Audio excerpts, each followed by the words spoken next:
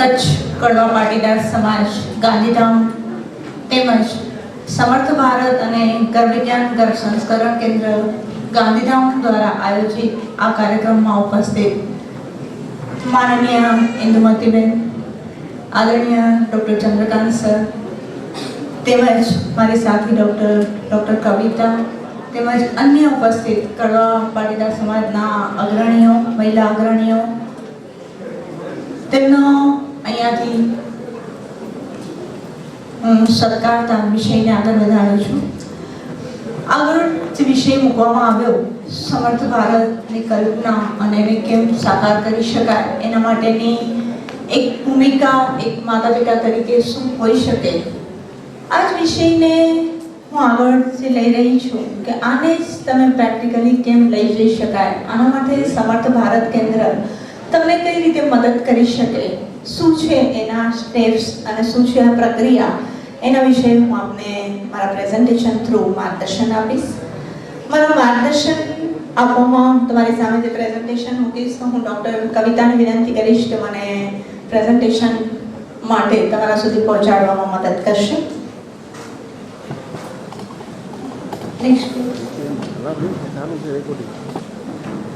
વિષય છે આપની સામે ગર્ભ સંસ્કારનો. આપની પાસે ઘણા શબ્દ હવે આપણે આ વિષયોથી કોઈ આ શબ્દોથી અપરિચિત નથી રહ્યા કે કદાચ આપણે જોઈએ છીએ કસ્ટમાઇઝ બેબી, સિગ્નેચર ચાઇલ્ડ કે ડિઝાઇનર બેબી, આ શબ્દો આપણી વચ્ચે આવવા માંડ્યા છે. એ મીડિયા દ્વારા હોય કે વિઝ્યુઅલ મીડિયા હોય કે પ્રિન્ટિંગ મીડિયા હોય, આના દ્વારા આ દરેક શબ્દો આપણે વાંચીએ છીએ, સાંભળીએ છીએ. તો આ જે શબ્દ જે આપણી પ્રાચીન પરંપરા એના માટેનો જે શબ્દ છે એ છે ગર્ભ સંસ્કાર. આ કઈ રીતે ગર્ભ સંસ્કાર પોતે એક શબ્દ જેમાં બે શબ્દ રહેલા છે, ગર્ભ અને સંસ્કાર. જ્યારે હું વાત કરતી હોઉં ગર્ભ સંસ્કારની ત્યારે મને એમ છે કે આ બે શબ્દોની ટર્મિનેશન, આ બે શબ્દનો શું અર્થ છે એ આપણે સમજી લેવો પડશે. Next please. ગર્ભ સંસ્કાર એટલે શું, જેને કદાચ સમજાવવા, જે શબ્દોને આપણે જ વિજ્ઞાનને સમજવાનો પ્રયત્ન કરીએ છીએ એ શબ્દોમાં કહીએ તો કદાચ એ છે art and science of genetic engineering. Jeans અને જેનેટિક એન્જિનિયરિંગ માટેનો જે છે એમાં જે ચેન્જ લાવવાની પ્રક્રિયા છે એ છે ગર્ભ સંસ્કાર. Next please. ત્યારે એવું થાય કે જેનેટિક્સ એટલે શું? જેનેટિક્સ એટલે એક એવી રચના કે જેના દ્વારા આગળની વાત થઈ કે આપણે જ્યારે 71 કુળની વાત હોય કે પરંપરાની વાત હોય કે જે પણ હોય, પણ આ કુળ અને પરંપરામાં જે સારું કે નશું એક જનરેશનમાંથી બીજી જનરેશનમાં જાય છે કઈ રીતે, ત્યારે એનો જો કોઈ એકમ હોય તો એ છે જેનેટિક્સ. કે એના દ્વારા એક જનરેશનમાંથી બીજી જનરેશનમાં આ બધી સારા કે નશા, એ શારીરિક હોય કે માનસિક હોય, એ બધું જ જે એકમાંથી બીજામાં જવા માટેનો જેને યુનિટ કહી શકાય એ છે જેનેટિક્સ. નેક્સ્ટ. અને એની જે વાત છે એમાં જે ચેન્જ લાવવાના છે એમાં કંઈક એ પ્રકારનું છે કે જેને હટાવવાની જરૂર છે, જે બરાબર નથી એને હટાવવું છે, કંઈક રિપેર કરવાની જરૂર છે, એ રિપેર કરવાનું છે, ક્યાંક એમાં એડ કરવાની જરૂર છે, અને એના માટેની ટેકનિક એટલે જેનેટિક એન્જિનિયરિંગ. એ જે વાત છે એ જ કંઈક અંશે છે ગર્ભ સંસ્કાર. નેક્સ્ટ. બધું ક્લિક કરી દઉં સાથે. તો એ જે છે કે જેના દ્વારા આ જેનેટિક એન્જિનિયરિંગ દ્વારા આજે ઘણા બધા પ્રયોગો થઈ રહ્યા છે. વિજ્ઞાન આજે ઘણા બધા પ્રયોગો કરી રહ્યું છે. આપણે બધા પર એ વસ્તુઓથી પરિચિત છીએ. હું જ્યારે વાત કરું છું હ્યુમન બીંગની છે, જે માનવ માટેની છે, પણ આપણે બધા માર્કેટમાં જે જોઈએ છીએ કે આજે એ શાકભાજી હોય કે પ્રાણીઓ હોય જેમાં ચેન્જ લાવવાની પ્રક્રિયા કે કઈક અંશે જે થઈ રહી છે કે જેમ આજે માર્કેટમાં આપણે જોઈએ છીએ કલરફુલ શાકભાજીઓ કે જેના કલર, કેપ્સિકમના કલર ચેન્જ થઈ રહ્યા છે કે જે રીતે કે અલગ અલગ કોબીજ, ફ્લાવર, આવા શાકભાજીઓમાં આપણે અનેક કલર પરિવર્તનો જે મળી રહ્યા છે. ઠીક છે, એ કેટલું યોગ્ય છે, કેટલું અયોગ્ય છે, એમાં જેનેટિક મોડિફાઈડ ફૂડનો શરીર માટે શું રોલ છે, એ એક ડિબેટનો વિષય છે. પરંતુ આ જે પરિવર્તનની પ્રક્રિયા છે, સિલેક્ટિવ બ્રીડ જે લાવવાની પ્રક્રિયા, એ જેનેટિક એન્જિનિયરિંગ દ્વારા શક્ય છે. એમાં જે પ્રકારની જોઈએ છે ક્વોલિટી, એ એના દ્વારા શક્ય છે. એમાં જે મોડિફિકેશન લાવવા છે, એ પહેલેથી શક્ય છે. તો આ જે આખું જે આ સાયન્સ છે, એ છે જેનેટિક એન્જિનિયરિંગ. નેક્સ્ટ,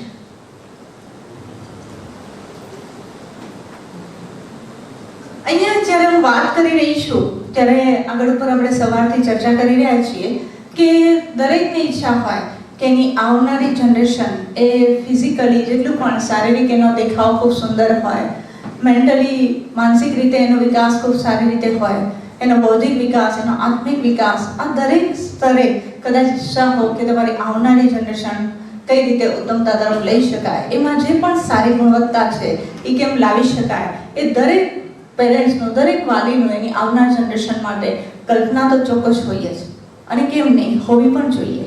નેક્સ્ટ, ત્યારે થોડુંક જ્યારે આપણે કંઈ પણ નવું કરીએ ત્યારે આપણે આપણા ઇતિહાસને જોવો જોઈએ કે શું હતી. આપણે આપણા ઇતિહાસને જોઈએ ત્યારે હું અમુક ઉદાહરણોની તમારી સામે વાત મૂકીશ, જેનાથી તમને આ વિષયને કદાચ સમજવો એ ઇઝી બનશે. કે જે એક આપણે બધા જ આપણે જ્યારે સ્કૂલમાં એક પુસ્તક વાંચતા, એમાં જે વાર્તાના સ્વરૂપમાં આપણે વાંચતા કે હિરણ્યકશ્યપ એ ઇતિહાસમાં એવું એક પાત્ર બની ગયું કે જે એ કહેતું કે હું જ ભગવાન છું, મારું જ નામ લેવાનું, હું કહું એમ જ થવું જોઈએ. આ પાત્ર આપણા ઇતિહાસમાં એક બન્યો, એ હતું હિરણ્યકશ્યપ. ત્યારે જ્યારે એનો એ કઈ રીતે એનામાં એ વિકૃતિ આવી, એના માટેનો જ્યારે એને સર્ચ કરવાનો પ્રયત્ન કર્યો કે આ વિકૃતિ કઈ રીતે આવી હતી, કારણ કે પોતે તો એક ઋષિની સંતાન, જેના નામ આગળ જ ઋષિ છે, એવા ઋષિ કશ્યપ અને દિતિની સંતાન હતા. ત્યારે એમનામાં આવી માનસિક વિકૃતિ કેમ આવી? ત્યારે એના માટેનો એક ડોક્યુમેન્ટ, એનો એક એ પ્રકારનો એક છે કે એ જે ગર્ભાધાન થયું હતું, જે ઋષિ કશ્યપ અને દિતિનો જે ગર્ભાધાન કાળ હતો, એ સંધ્યાકાળ હતો. જેના કારણે ઠીક છે કે દિતિ સ્ત્રી હટને આધીન થઈને ઋષિ કશ્યપ, એ સમયે જ્ઞાન નહોતું એવું નહોતું, પણ સ્ત્રી હટને આગ્રહી થઈને જ્યારે આ પગલું ભરવામાં આવ્યું અને એનું જે પરિણામ હતું એ હતું ઋષિ કશ્યપ, જે હતું હિરણ્યકશ્યપ. તો આ વાત આપણો જ્યારે ઇતિહાસ, ત્યારે આયુર્વેદે તો બહુ ડિટેલમાં કહ્યું છે કે ભાઈ ગર્ભાધાનનું મહત્વ શું છે. પ્રક્રિયા એક આત્મા લાવવાની પ્રક્રિયા છે, એમાં તિથિ, એમાં નક્ષત્ર એ બરાબર રીતે જોવા જોઈએ કે એ બરાબર હશે તો આત્માને સારી રીતે લાવી શકાશે. આ જે હતું એક આપણા ઇતિહાસનું ઉદાહરણ. એની જે જ્યારે બીજી જનરેશન, એ હતો ભક્ત પ્રહલાદનો જન્મ. તો એ કઈ રીતે થયો? ત્યારે હિરણ્યકશ્યપ કે જે આ માનસિક વૃત્તિ, એના લગ્ન જે થયા એ કયાધુ સાથે થયા, પણ એ સમયમાં ખબર તો હતી કે કઈ રીતે આ બધી ગુણવત્તાઓ એની આવનાર બાળકમાં આવશે. માતા કયાધુને આ બધી ખબર તો હતી કે જે એના પતિમાં માનસિક વિકૃતિ છે એ એના આવનાર બાળકમાં તો ચોક્કસ આવશે. ત્યારે પણ એને નિશ્ચય કર્યો કે એને કેમ કરી શકાય. એ સમયના કદાચ એ ગર્ભ સંસ્કારના નિષ્ણાત જે હતા, એમને એ પ્રશ્નને રજૂ કર્યો નારદજી સામે. ઇતિહાસમાં એ પણ પાત્ર રહ્યું કે જ્યાં પણ કોઈ સમસ્યા હોય ત્યારે એમની સામે મૂકવામાં આવે અને એમને માર્ગદર્શન મળ્યું કે એમની જે ગર્ભાવસ્થા પછી એમને શુક્રાચાર્યજીએ બધું માર્ગદર્શન આપ્યું કે એને શું કરવું જોઈએ, કેવું વાંચન કરવું, કેવો આહાર લેવો, શું સાંભળવું, કેવા પ્રકારની એની સામે સંકલ્પો કેવા પ્રકારના કરવા. આ બધા નિયમોનું જે એને ગર્ભાવસ્થા દરમિયાન જે નિયમોનું પાલન કર્યું, એના પરિણામ સ્વરૂપે ભક્ત પ્રહલાદનો જન્મ થયો હતો. તો આ મેં તમારી સામે જે બે ઉદાહરણો મૂક્યા હતા, આ નેક્સ્ટ પ્લીઝ. ત્યારે તમારી સામે એક બીજું કે ઉદાહરણ મૂકીશ કે સાવિત્રી, કે જે એક એવું સ્ત્રી પાત્ર કે જે તેના પતિ સત્યવાનને યમરાજ પાસેથી પાછળ આવ્યા હતા. તો એની પાછળ પણ એક વાત છે કે નથી આ ઇતિહાસમાં આની પહેલા કોઈ ઉદાહરણ કે નથી આની પછી કોઈ આવું ઉદાહરણ. ત્યારે એ શું હતું? એ ફક્ત કોઈ કરગરીને કે વિનંતી કરીને નથી લાવ્યા, શાસ્ત્રાર્થ કરીને એમની સામે જીતીને એ લાવ્યા હતા. તો કઈ રીતે શક્ય બન્યું હતું? એ રાજા અશ્વપતિનો નિર્ણય હતો એના જન્મ પહેલા કે એને ત્યાં સ્ત્રી સંતાન અને એની માનસિકતા, એની માનસિક અડગતા અને નિર્ણાયક શક્તિ આવી હોવી જોઈએ. રાણી મદાલસા તો આપણે ઇતિહાસમાં એવું એક એક્ઝામ્પલ રહ્યું કે જે પહેલેથી કહેતા કે મારું આવનારું બાળક એ ચિત્રકાર બનશે, મારું આવનારું બાળક એ સંગીતકાર બનશે. તો આ ઇતિહાસના ઉદાહરણો આપણને કદાચ એ બતાવે છે કે ઇતિહાસમાં આ વિજ્ઞાન તો આપણી પાસે હતું, આપણે આ તો થતું હતું. આજે આપણે આપણા વિજ્ઞાનને ભૂલી ચૂક્યા છીએ.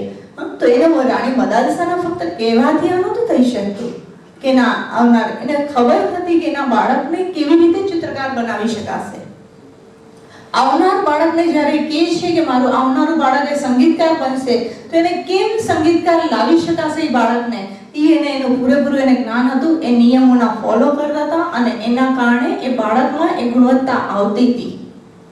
જ્યારે પ્રશ્ન આવ્યો કે ચિત્રકારો કે સંગીતકારો એ રાજનો કારભાર તો નહીં સંભાળે, રાજ્યને કેમ ચલાવશે, ત્યારે આવ્યું કે હવે મારે આવનારું ચોથું બાળક છે એ હવે રાજનો કારભાર સંભાળશે અને એ જ બન્યું હતું.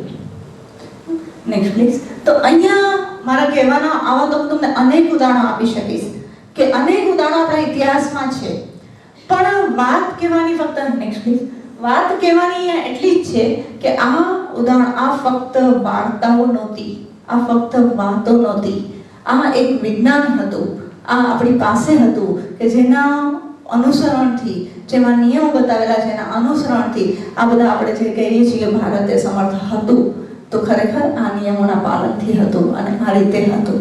એટલે આની પાછળ વિજ્ઞાન હતું, અવૈજ્ઞાનિક આખી પ્રયોગો થયેલી એ વાતો આપણી સામે હતી. નેક્સ્ટ. ત્યારે પ્રશ્ન થાય કે શું આજે આ શક્ય છે? આજે આ કરી શકાય કે જેવું ઈચ્છો એવું બાળકને લાવી શકો? તેનો જવાબ છે હા, લાવી શકાય. અને કદાચ આપણે જ્યાં બેઠા છીએ ત્યાં જે શક્ય છે, એટલે કે આપણા દેશમાં, ભારતમાં આ શક્ય છે. કારણ કે આપણું જે વિજ્ઞાન છે, જે આયુર્વેદ છે, કે જેમાં આ નિયમોને બહુ ડિટેલમાં બતાવેલા છે, કે એમાં ડિટેલમાં આનું વર્ણન છે કે જ્યાં બીજ ભાગાવ્યોનું વર્ણન, કે ક્યાં કેમ પરિવર્તન પહેલેથી લાવી શકાય, એના માટે શું પ્રક્રિયા હોય, એ પ્રક્રિયા કેવી રીતે હોય. આના માટે જ્યારે જેટલી પણ આયુર્વેદની બેઝિક સંહિતાઓ જે બતાવેલી છે, ચરક, સુશ્રુત, જે પણ કાશ્યપ, આ બધા અષ્ટાંગ, અલગ અલગ સંહિતાઓમાં આખો આના માટેનો એક પાઠ છે જેને કહેવાય છે શારીર સ્થાન. અને આ વિજ્ઞાન, એમાં આ નિયમો બતાવેલા છે કે આને કઈ રીતે ફોલો કરવા, કેવી રીતે આપણે પહેલેથી ચેન્જ કરી શકીએ, એના માટે શું શું હોય. તો આ આપણું જે વિજ્ઞાન છે ભારત પાસે છે. કદાચ કોઈ અન્ય દેશે શીખવું હશે ને, અમેરિકાએ આ વિજ્ઞાનને શીખવું હશે તો એને આપણી પાસે આવવું પડશે. અને આ વિજ્ઞાનનો આપણે ગૌરવ લેવાની વાત છે કે આ વિજ્ઞાનના, આવા વિજ્ઞાનના આપણે વાહક છીએ કે જેના કારણે હશે. ત્યારે બીજું ઉદાહરણ, તમે કદાચ બધા નેટનો ઉપયોગ કરનારા લોકો છો, તો એક ગૂગલની સર્ચમાં હ્યુમન જીનોમ પ્રોજેક્ટ કરીને એક વર્ડ મૂકો, તો અમેરિકામાં ચાલતો એક એવો પ્રોજેક્ટ છે કે આજે આના ઉપર રિસર્ચ કરી રહ્યું છે. એને 21 જેનેટિક ડિસીઝોને તો પ્રૂવ કરી દીધા, પણ શરીરની ગુણવત્તા, મનની ગુણવત્તા, આ આત્મિક ગુણો કઈ રીતે એક જનરેશનથી બીજી જનરેશનમાં આવી રહ્યું છે એને હજી શોધવા પ્રયત્ન કરી રહ્યું છે. જ્યારે ભારતના ટોટલ બજેટે, ભારતનું એલોપેથીનું બજેટ હોય કે આયુર્વેદનું હોય કે યુનાનીનું હોય, હોમિયોપેથીનું હોય, આનો જેટલો ટોટલ બજેટ છે એટલા ખર્ચથી અમેરિકા આજે આ રિસર્ચ કરી રહી છે. જ્યારે બહુ વાસ્તવિકતા ભારતે હજારો વર્ષ પહેલા આ બધું ખૂબ ડિટેલમાં આપી દીધું હતું કે શરીરની ગુણવત્તાઓ કેમ આવે, મનની ગુણવત્તાઓ કેમ આવે, બૌદ્ધિક વિકાસ બાળકમાં કેમ લાવી શકાય, આત્માના કેટલા ગુણો આવનાર બાળકમાં આવશે. આની વાત જે હું આપની સામે આગળ કરવાની છું કે કયા કયા પર્ટિક્યુલર, પણ આ વાત બહુ ડિટેલમાં આયુર્વેદે હજારો વર્ષોથી આપણને બતાવી દીધી છે. Next please. આજે તમને જે વાત કરી કે આયુર્વેદની સંહિતાઓમાં એના અલગ અલગ ચેપ્ટરોના નામ છે. જે મેં તમને કહ્યું કે શારીર સ્થાન કરીને એક આખો અલાયદો ભાગ આયુર્વેદનો આના માટે છે. ત્યારે એના અલગ અલગ અધ્યાયના નામ છે. અતુલ્ય ગોત્રીય અધ્યાય, કે જેમાં ગોત્ર શું છે, ગોત્ર અને આપણી જેનેટિક પેટર્નનો શું સંબંધ છે, શું કામ આપણે ત્યાં સગોત્રે લગ્ન ન થાય ને આપણે ત્યાં તો લગ્નથી વિચાર કરવામાં આવતો આ વાતનો, કે એના માટેનું આખું વિજ્ઞાન કે લગ્ન કેવી રીતે થાય, એમાં ગોત્રનું શું, એની પાછળ શું વિજ્ઞાન છે, શું કામ એવું કહેવાતું કે સગોત્રે લગ્ન ન થાય. આ જે આખી વાત છે એ ત્યાં આયુર્વેદના બીજા અધ્યાયે કરી દીધી. ત્યાર પછી કે વાત આવી કે ભાઈ શુક્ર શોણિતની શુદ્ધિ એટલે કે સ્પમ અને ઓમ એની ક્વોલિટીને કેમ અપગ્રેડ કરી શકાય એની વાત, કે એની શુદ્ધિની પ્રક્રિયા શું છે, કેટલા દિવસમાં થાય, કઈ રીતે થાય. જે વાત કરી કે અગર સમર્થ ભારતને સમર્થ બાળક લાવવું હશે તો બીજને ઉત્તમ કરવા પડશે. એની આખી કે એને કેમ શુદ્ધ કરી શકાય અને કેમ ઉત્તમ બનાવી શકાય આનું જ્યારે એને આયુર્વેદના ત્રીજા અધ્યાય વર્ણન કર્યું, શુક્ર શોણિત શુદ્ધિ શારીર. ત્યાર પછી ગર્ભનો વિકાસ કઈ રીતે થાય, ગર્ભમાં ક્યારે કયા કયા અવયવોનો વિકાસ થતો હોય છે, કઈ રીતે થાય. ત્યાં ફક્ત શારીરિકની વાત નથી. આજનું વિજ્ઞાન કંઈક અંશે આપણી સામે છે તો કંઈક અંશે શરીર પૂરતું મર્યાદિત બની એ વિજ્ઞાન છે, પણ અહીંયા તો વાત છે કે શરીરનો વિકાસ કેમ થાય, મનનો વિકાસ કેમ થાય, મનની કઈ ગુણવત્તાનો વિકાસ કઈ રીતે થાય, આત્માના કયા ગુણો છે કે જે ગર્ભ લઈને આવે છે. આ આખી વાત જે છે ગર્ભાવક્રાંતિ અધ્યાયમાં વર્ણન કરેલી છે કે જેમાં કઈ રીતે શક્ય છે. એમાં ગર્ભાવસ્થાના કયા નિયમો, કે ગર્ભાવસ્થામાં કયા કયા નિયમોનો પાલન કરવાનું હોય, કેવી રીતે કરવાનું હોય, એનાથી કેવી રીતે શરીરમાં ચેન્જ લાવી શકાય, કેમ મનની ગુણવત્તાઓમાં પરિવર્તન લાવી શકાય, કેમ જે ગુણો જોઈએ એ મેળવી શકાય. આ આખી વાત જે હોય એ ગર્ભની વ્યાકરણ અધ્યાયમાં કરેલી છે. એટલે આ જે છે વિજ્ઞાન કે જેમાં અલગ અલગ ચેપ્ટરોમાં આ વાત જે કરેલી હોય. Next please. કે જ્યાં એનાથી પહેલી બીજ ભાગાવ્યો અને બીજ ભાગાવ્યોની વાત, જેમાં સ્પર્મ ઓમ, એમાં ક્રોમોઝોમ, જેમાં જે ક્રોમોઝોમ્સ રહેલા છે એમાંથી કઈ રીતે કયા પ્રકારના ક્રોમોઝોમ્સ દ્વારા કયા પ્રકારનો વિકાસ થશે, શરીરના કયા ભાગોનો વિકાસ થશે, એમાં ડીએનએ આરએનએ ની ગોઠવણી કઈ રીતે થયેલી હોય. આ આખી બીજ ભાગાવ્યો અને એની શુદ્ધિ કેમ કરી શકાય, આવનાર પેઢીમાં જેનેટિક ડિસઓર્ડર્સ પણ કેમ અટકાવી શકાય. જે વાત કરી કે આજે તો એ કોમન બની રહ્યા છે. અહીંયાથી મારા પછીના પ્રેઝન્ટર ડોક્ટર કવિતાબેન વાત કરશે કે આપણે અમુક લોકોમાં તો જેનેટિક જ્યાં ડિસીઝ આવવાની પોસિબિલિટીઝ હતી એને પણ આપણે અટકાવી શક્યા છીએ, કે એ રોગોને અટકાવી શક્યા. જ્યારના પ્રૂવ ડિસીઝ હોય એક બાળકમાં આવી ચૂક્યા હોય અને બીજા બાળકમાં આખું પ્રીનેટલની આખી ટ્રીટમેન્ટ થઈ હોય અને એનું બીજું બાળક સ્વસ્થ હોય, એવા અનેક ઉદાહરણ આપણા ગાંધીધામમાં છે. તો આ આખી વાત છે આયુર્વેદ. આવું આપણી પાસે વિજ્ઞાન છે કે જેને આજે દુનિયા તો ગોતી રહી, શોધી રહી છે, રિસર્ચ કરી રહી છે, પણ આપણે જે કામ કરી બતાવ્યું છે એના પરિણામો પણ આપણે મેળવી ચૂક્યા છીએ. આ વાત આયુર્વેદમાં બતાવેલી છે બીજ ભાગાવ્યોની. Next please. જે વાત કરતી હતી કે અતુલ્ય ગોત્ર, ત્યારે કદાચ હું અહીંથી એ પ્રશ્ન કરું કે કોને કેટલા લોકોને પોતાના ગોત્રની ખબર છે, ત્યારે કદાચ હું કહીશ કે અમુક લોકોના હાથ જ ઊંચા થશે. વાસ્તવિકતા છે. ત્યારે આ વાત છે કે પહેલો એક સમર્થ બાળકને લાવવા માટેનો પહેલો આ સિદ્ધાંત છે કે આપણને આપણા ગોત્રની ખબર હોવી જોઈએ. જે વાત કરી કે આપણને આપણું ગોત્ર ખબર હોય, આપણું કુળ ખબર હોય તો જ આપણને કદાચ આગળ તો વાત કરી કે 71 કુળ અને એની જો આપણને મહત્તા ખબર હશે તો આપણે આપણા નેક્સ્ટ બાળકમાં લાવી શકો. કંઈક અંશે વાતથી પણ હું અગર અહીંયા એને વિજ્ઞાન સાથે જોડું તો પણ ગોત્ર એ છે કે આપણી જેનેટિક પેટર્ન બતાવે છે કે એ સગોત્ર ન હોય. કારણ કે જો સગોત્રે લગ્ન થાય તો એમાં જે પણ કંઈ વિકૃતિ હશે એ આવનાર જનરેશનમાં આવી જશે. એક ઉદાહરણ દ્વારા સમજાવું કે કદાચ આપણે અહીંયા બહુ ડિસીઝ કચ્છ માટે બહુ કોમન થઈ રહ્યો છે એ છે થેલેસેમિયા, કે જે અમુક કોમ્યુનિટીમાં બહુ કોમન જોવા મળે છે. જેમાં લોહાણા, આહિર આ જે જ્ઞાતિઓ છે બહુ કોમનલી આ ડિસીઝ જોવા મળે છે.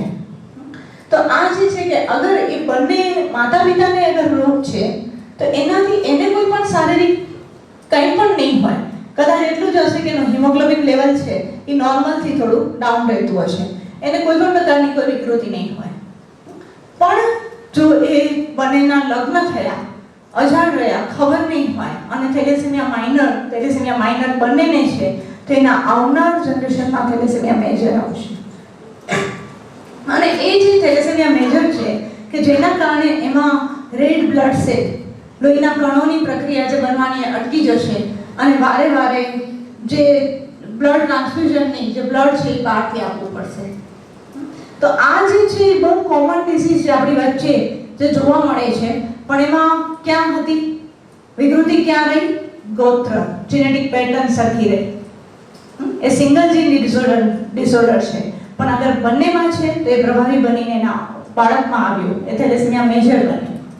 એટલે આ જે વાત છે કે બંનેમાં જો સિંગલ જીન ડિસઓર્ડર છે તો એનો મતલબ કે બંનેના ગોત્ર સરખા છે.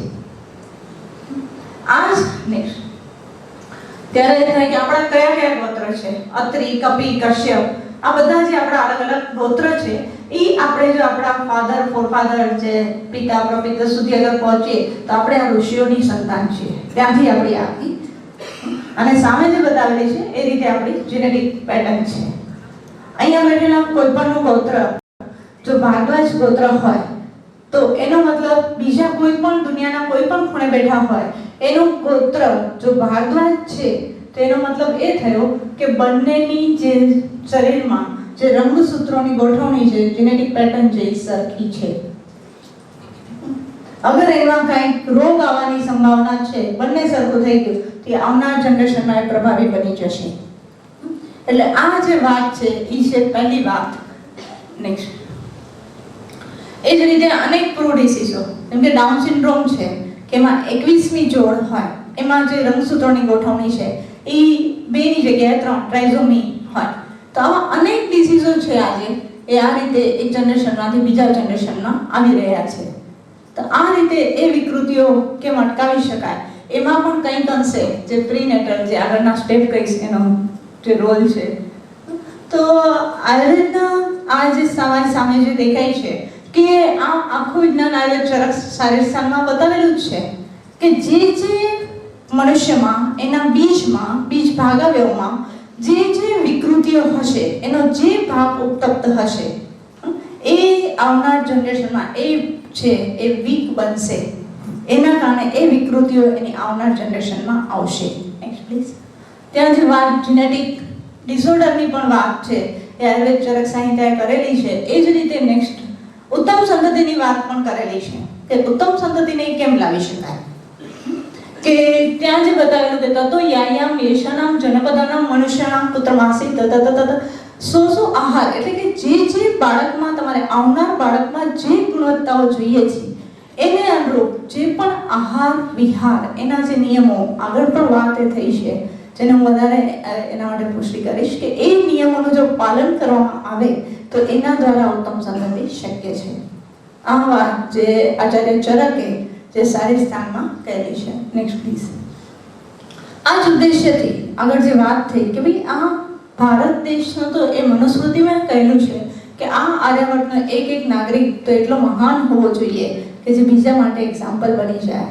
આ જ ઉદ્દેશ્યને લઈને જે કામ જે છે આજે જામનગર વિજ્ઞાન અનુસંધાન કેન્દ્ર દ્વારા હોય કે સમર્થ ભારત પ્રકલ્પ અહીંયા ચાલતો હોય, વર્ષોથી આ કામ જે છે એક ફક્ત આ ઉદ્દેશથી ચાલી રહ્યો છે કે આપણે એક નાગરિકને એટલી મહાનતા તરફ લઈ જઈએ કે જે મનુસ્મૃતિએ બતાવેલું છે આપણને એ નિયમને આપણે ફરી પાછા એને ફોલો કરીએ. Next please. Next please. Next.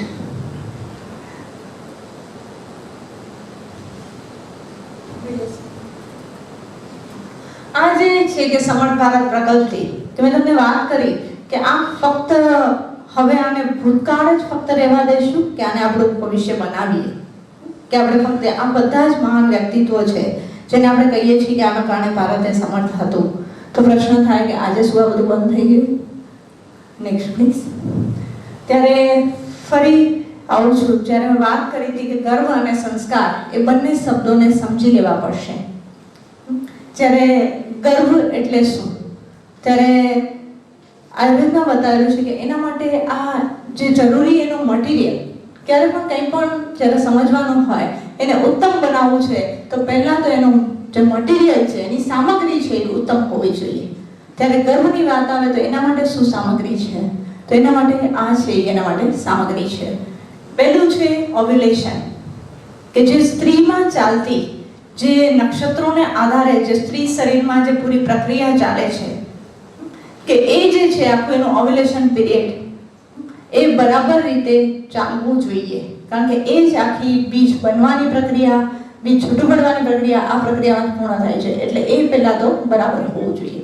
બીજું જે છે કે ગર્ભાશય, કે જ્યાં ગર્ભ 9 મહિના રહેવાનું છે, એ પોષણ મેળવવાનું છે એ બહુ ઉત્તમ ગુણવત્તાનું હોવું જોઈએ. એની જે પોતે ગરબા છે એ પહેલા સ્વસ્થ હોવું જોઈએ.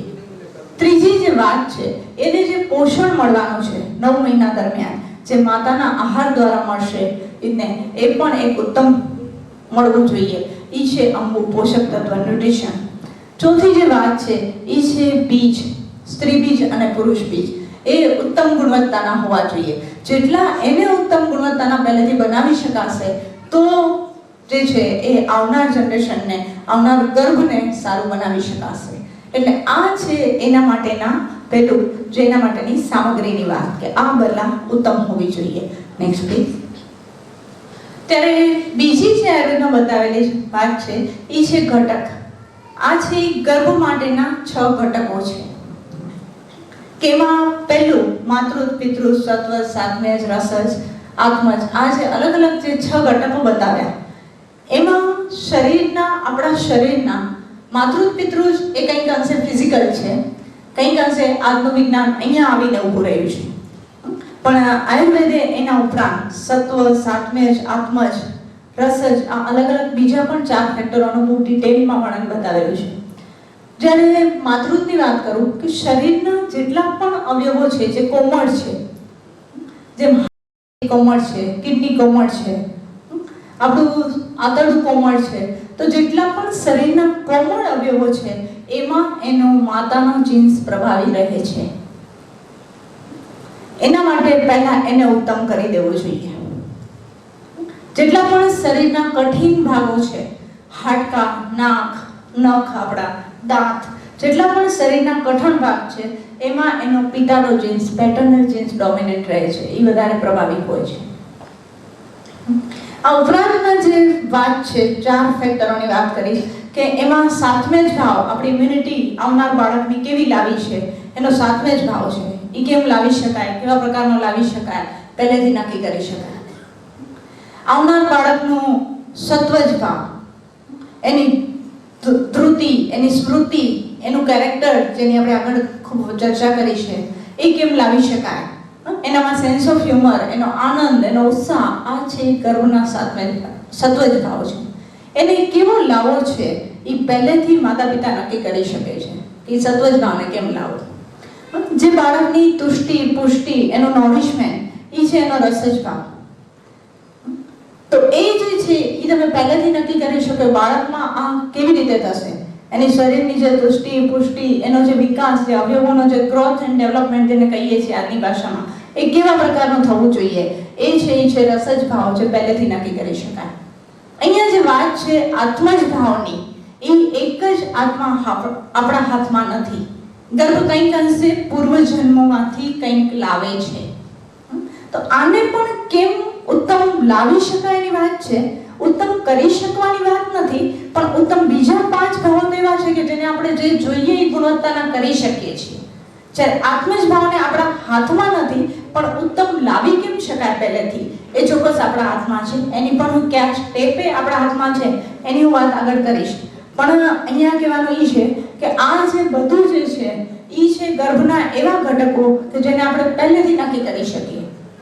એક બ્લુપ્રિન્ટ આના આધારે પહેલેથી તૈયાર કરી શકો કે તમારે કેવું બાળક જોઈએ છે. અને એ જે છે એ લાવી શકવાની વાત હું આગળ કરું છું. પણ આ ગર્ભના 6 જે છે ફેક્ટર છે. Next please. એને જ પંચકોશ, કોષાત્મક શરીર જે છે એની સાથે જોડીએ તે આ જે છે કે આપણા બાળકને આપણે સૂક્ષ્મ સુધી વિચારી શકીએ છીએ. ફક્ત આવનારું બોડી જે આપણી સામે એનો જે હાર્ડવેર આવશે એના સહિતનું નહીં, પણ આપણે એના સૂક્ષ્મતા સુધી આપણે પહેલેથી વિચાર કરી શકીએ કે એનો અન્નમય કોષ, એનો પ્રાણમય કોષ, એનો મનોમય કોષ આપણે કેવો લાવવો છે. એનો મતલબ એ થયો કે ગર્ભ છે એ એક હાર્ડવેર છે. એના માટે આ 6 એના સોફ્ટવેર છે. એને આપણે પહેલેથી કે આપણે કેવા લાવવા છે એનું પ્લાન થાય, એના માટેનું પ્લાનિંગ જો બરાબર હશે તો એનું પરિણામ જે છે એ બરાબર મળે છે. તો આ આખી વાત જે છે. નેક્સ્ટ. આ જ પ્રક્રિયા મેં તમારી સામે જે આગળ ઉદાહરણ રૂપે મૂકી, આ જ પ્રક્રિયા આપણા ઋષિમુનિઓ કરતા હતા કે જેના દ્વારા આપણે કહીએ છીએ કે આપણું ભારત સામર્થ્યવાન હતું, આપણું ભારત સમર્થ હતું. એને લાવવા માટે આ જ પ્રક્રિયાઓ થતી હતી. એક વ્યક્તિત્વ કોઈ એક્સિડન્ટલી નહોતું આવી જતું. એને આવવા માટે પહેલાં શું જોઈએ છે ત્યારે તો ખરેખર ફક્ત વ્યક્તિગત ધોરણે નહીં, એના માટેનો નિર્ણય સમાજ લઈ શકે, એના માટેનો નિર્ણય રાષ્ટ્ર લઈ શકે કે હવે શું જરૂરિયાત છે. એ પ્રકારે આપણી સંસ્કૃતિ, આપણે એવા દાસના વાહક છીએ કે જ્યાં ફક્ત વ્યક્તિત્વ માટે નહીં, જ્યાં સમાજનો વિચાર, જ્યાં રાષ્ટ્રનો વિચાર કરીને આવનાર જનરેશનને લાવવામાં આવતી હતી. અને એના માટેના આપણા ઋષિઓ એના માટેની પ્રક્રિયાઓ કરતા હતા. એના કારણે આવા વ્યક્તિત્વ આવતા હતા. પણ એ કંઈક અંશે કહું તો એક પ્રક્રિયા એટલે સંસ્કાર. સંસ્કાર એટલે ફક્ત આપણે આજે એને ફક્ત બાહ્ય સિમ્બોલ પૂરતા રાખી દીધા છે કે આ પ્રકારે ઉઠવું, બેસવું, ચૂડી, ચપ્પલ, ચાંદલા, આને આપણે કંઈક અંશે સંસ્કારનું નામ આપી દીધા છે. પણ આપણી જે અંદરની ગુણવત્તા છે એને બરાબર કરવી, એને બરાબર લાવવી અને એના માટેની જે પ્રક્રિયા થાય એ પ્રક્રિયા, એનું નામ હતું સંસ્કાર.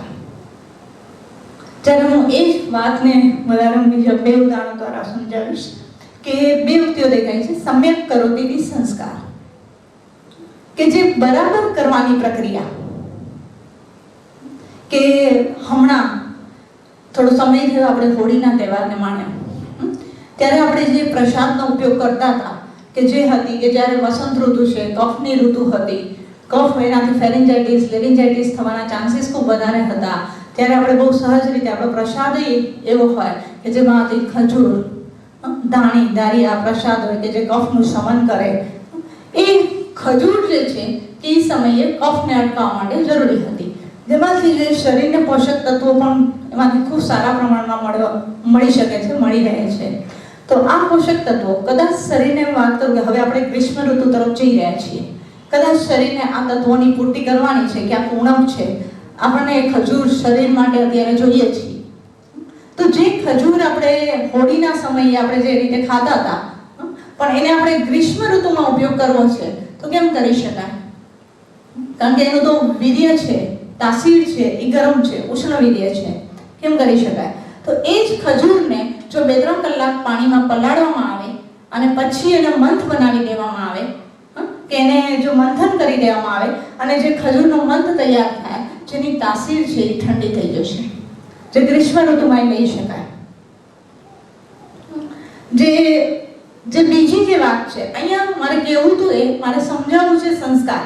અહીંયા જે આપણે ખજૂરની જે તાસીર ગરમ હતી એને આપણે જે પાણીમાં 2-3 કલાક પલાળી દીધી અને ખજૂરનું જે મંથ બનાવવાની જે પ્રક્રિયા કરી એનાથી એની આપણે તાસીરને બદલી શક્યા. તો આ જે મંથની જે પ્રક્રિયા છે એ પ્રક્રિયા એટલે સંસ્કાર. બીજા ઉદાહરણ દ્વારા આને તમે વધારે સમજી શકો એટલા માટે બીજું ઉદાહરણ આપીશ કે જેમ દહીં છે. દહીં પણ એ જ પ્રકારનું છે કે વસંત ઋતુમાં કફનો કાળ છે, દહીંનો ઉપયોગ ન કરવો કે જેનાથી કફ વધે છે અને એને જ લગતી કોઈ ફરિયાદ હોય તો કદાચ આપણા વડીલો કે આપણને કહે કે દહીં ન ખાવું, દહીંથી કફ થશે. આના માટે કોઈ આયુર્વેદ વિજ્ઞાન કે કંઈ ભણવાની જરૂર નથી પડતી. પણ એ જ દહીંને જો પાણી નાખીને વલોવી નાખવામાં આવે તો એમાંથી જે છાશ તૈયાર થાય તો એ તો ત્રિદોષ નામક છે. તો એ જે છે એ જ જો પડી રહે અને એ ખાટી થઈ જાય તો એને પીવામાં આવે તો એ જે ગળું પકડી લે અને એમાં જો ચણાનો લોટ નાખી દઈએ અને લીમડાથી એનો વઘાર કરી દઈએ તો એ જ એમાંથી બનતી જે કડી છે એ ગળાને ખોલી નાખે. તો આ જે આખી વાત છે કે દહીંને જ્યારે વલોવીને જ્યારે છાશ બનાવી ત્યારે કફવર્ધક હતી અને ત્રિદોષ શામક કરી નાખી અને જે ખાટી થઈ ગઈ હતી, પિત્ત વધારતી હતી, એને જ્યારે એના ઉપર વઘાર કરી નાખવામાં આવ્યો ત્યારે એ ગળાને ખોલી નાખ્યું. તો આ જે છે પરિવર્તન લાવવા આપણે શું જોઈએ છીએ એના માટેનો શું પ્રક્રિયા કરી, એ પ્રક્રિયા એટલે સંસ્કાર. તો એ જ વાત છે કે સંસ્કાર બીજી જે વાત કરવાના હતી કે ગુણોમાં અંદર લાવવાની, વધારે અપગ્રેડ કરવાની પ્રક્રિયા, એ પણ આવી જ કંઈક અંશે પ્રક્રિયા કહી શકાય. કે જેમ સુવર્ણ છે, સોનું હોય, એક માટી સ્વરૂપે હોય, જ્યારે એ ખાણમાંથી આવે ત્યારે તો એ માટી સ્વરૂપે હોય, એના ભેગી રેતી હોય, કાકરાઈ હોય, એને અલગ કરી નાખવામાં આવે તો પણ એમાંથી જો કોઈ સારું સુંદર ઘરેણું બનાવવું છે તો બનાવી નહીં શકાય. કારણ કે એને આકાર નહીં આપી શકાય. પોતે એટલી સોફ્ટ ધાતુ છે કે એને આકાર આપવો શક્ય નથી. પણ એનાથી હલકી ધાતુ જો એમાં કોપર અથવા તો બ્રાસ કે પિત્તળ કે તાંબુ એમાં મિક્સ કરી દેવામાં આવે તો તરત જ એને આપણે આકાર આપી શકાય, જોઈએ એવું ઘરેણું બનાવી શકાય. તો અહીંયા જે પિત્તળ કે તાંબુ જે મેળવવાની પ્રક્રિયા છે એ પ્રક્રિયા એટલે સંસ્કાર. તો આ જ વાત જ્યારે હું વાત કરી રહી છું કે આવનાર જનરેશનને કેમ ઉત્તમ બનાવી શકાય, તો આ પ્રક્રિયાના સ્તરો, નેક્સ્ટ પ્લીઝ, આ 4 સ્તરે આ પ્રક્રિયા કરવાની છે. પહેલું છે ગર્ભાધાન પૂર્વ સંસ્કાર, બીજું ગર્ભાધાન પોતે એક સંસ્કાર છે, ત્રીજું સગર્ભા પર, અને અમુક વિશેષ પ્રક્રિયાઓ છે કે સગર્ભા પર કરીને ગર્ભમાં ચેન્જ લાવી શકાય, એને સંસ્કારિત કેમ કરી શકાય. તો આ પ્રક્રિયા 4 સ્તરે થશે. Next please. પહેલું જે વાત છે કે ગર્ભાધાન પૂર્વ સંસ્કારની વાત, ત્યારે એ પ્રક્રિયા જે છે એમાં પહેલા દંપતીએ આવવાનું હોય છે. સમર્થ ભારત કેન્દ્રમાં એને આવવાનું છે. એ આખો જે સમયગાળો છે કે એને 90 દિવસ પહેલા એટલીસ્ટ આવવાનું છે. પહેલા એ બંને આવ્યા છે એનું રજીસ્ટ્રેશન થશે, એનું પ્રકૃતિનું પરીક્ષણ થશે કે પહેલા એની પોતાની પ્રકૃતિ શું છે. ત્યાર પછી એક આયોજન થશે કે એના માટેની એક શુદ્ધિની પ્રક્રિયાઓ. ત્યાર સુધીની લગભગ એની આયુ જે હશે એ 25 વર્ષ ઉપર તો હશે જ હશે. તો અત્યાર સુધીમાં એને પોતાના ખાનપાનમાં, પોતાના વિચારોમાં જે પણ કંઈ પણ ભૂલો કરી હશે એની અસર ચોક્કસપણે એના બીજ ઉપર હશે. તો પહેલા તો એને એના માટે એક આખી આયુર્વેદની પંચકર્મ પ્રક્રિયાનું આયોજન થશે. શુદ્ધિ માટેની એક પ્રક્રિયા થશે, એ હશે શરીર શુદ્ધિની પ્રક્રિયા. કે એના જે પણ પ્લસ માઇનસ એને અત્યાર સુધી જે કંઈ પણ કર્યું છે એના અસરમાંથી પહેલા આગળ જે મેં કહ્યું કે શુક્ર શ્રોણી શુદ્ધિ કે બીજને શુદ્ધ કરવાની પ્રક્રિયા. એટલે પહેલા તો આખા શરીરનું શુદ્ધિકરણ થશે, પછી એના બીજ માટેની કઈ રીતે પ્રક્રિયા થશે, પણ પહેલા તો આખા શરીરના એક કોષને શુદ્ધ કરવાની સેલ્યુલર ક્લિન્ઝિંગની આયુર્વેદ પંચકર્મ દ્વારા, જે લગભગ 12 થી 15 દિવસની છે. 12 થી 15 દિવસ પણ એટલા માટે બોલું છું કે દરેકની પોતાના પ્રકૃતિ, પોતાના પાચનને અનુરૂપ એમાં આગળ પાછળ 12 થી 15 દિવસ થઈ શકે. એના આધારે પહેલી આ પ્રક્રિયા ચાલશે. પછી કે જે આખો પીરિયડ ત્યાર પછીનો જે ગાળો છે 90 દિવસ, ત્યારે વાત કરું છું આગળના હવે 75 દિવસની. તો એ 75 દિવસમાં કે જે શરીરમાં ધાતુઓની જે ઉત્પત્તિ છે એ કઈ રીતે થતું હોય છે, આપણે જે ખોરાક લઈએ છીએ એમાંથી રસ, રક્ત, માંસ, મેદ, અસ્થિ, મજ્જા, શુક્ર, આ જે આખી ધાતુ ઉત્પત્તિની પ્રક્રિયા છે એ એક પછી એક જે ચાલતી હોય છે. એમાં જે છેલ્લી ધાતુ છે એ છે શુક્ર અને આર્તવ. તો આ આખી પ્રક્રિયાને પૂર્ણ થતા, જેને આજની ભાષામાં કદાચ કહીએ તો સ્પર્મેટોજિનેસિસ કે ઉજીનેસિસ કહી શકાય.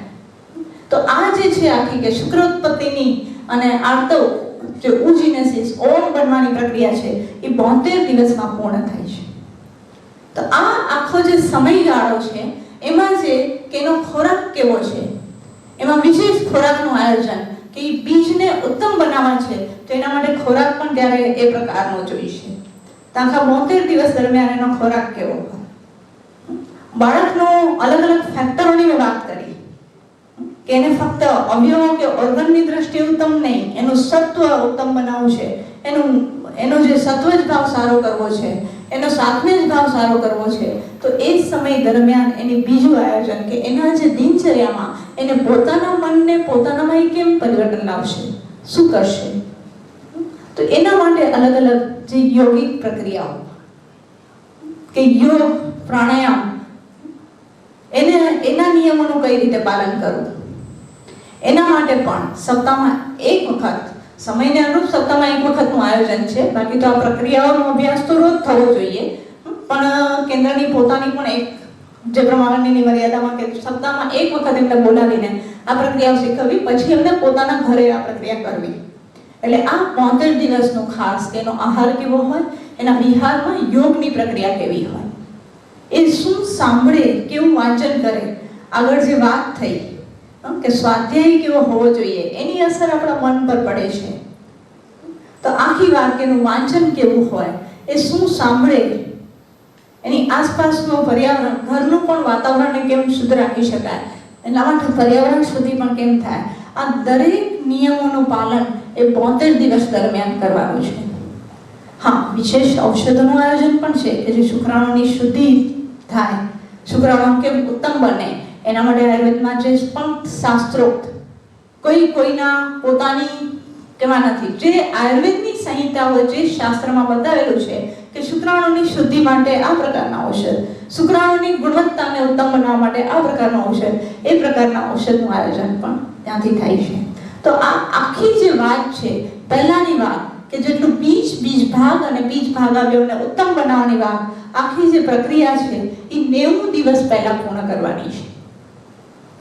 આના માટેનું ટોટલ માર્ગદર્શન કેન્દ્ર દ્વારા પંચકર્મની પ્રક્રિયાઓ, યોગનું આયોજન, બધી જ પ્રક્રિયામાં કાઉન્સેલિંગ કે કયા પ્રકારે કેવું વાંચન, સાહિત્ય પણ કેન્દ્રમાં ઉપલબ્ધ છે કે તમે વાંચન કરો તો પણ તમારે એને બહુ શોધવાની કે જરૂર નથી, એ તમને કેન્દ્રમાંથી મળી રહે.